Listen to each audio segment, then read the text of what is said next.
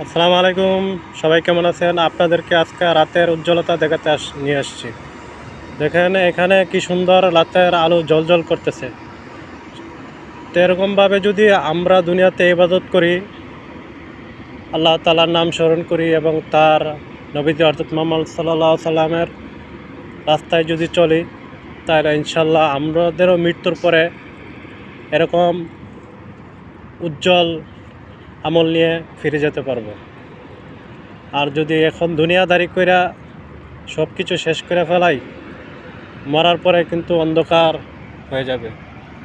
তো অতএব মরার আগে একবার মরবেন, দুনিয়াদারি ছাইরা দিয়ে চিন্তা করবেন যে আপনার সাথে কি যাবে। আপনার সাথে শুধু এক টুকরা সাদা কাপড় ছাড়া আর কিচ্ছুই যাবে না। এই ধন সম্পত্তি, আলিশান বাড়ি গাড়ি, নারী, বান্ধব, বন্ধু, আত্মীয় স্বজন কেউ সাথে যাবে না। শুধু সাথে যাবে শুধু আপনার আমল। তাই আমাদের আমলটা ঠিক করতে হবে। চুরি, বাটপারি, আহাদারি, লুচ্চামি সব কিছু ছেড়ে দিয়ে ভালো হতে হবে। আল্লাহ তাআলার কাছে এটাই কামনা করি যে সবার ইমানি শক্তি বাড়ায় দেখ এবং আল্লাহর রাস্তায় সবাইকে চলার তৌফিক দান করুন।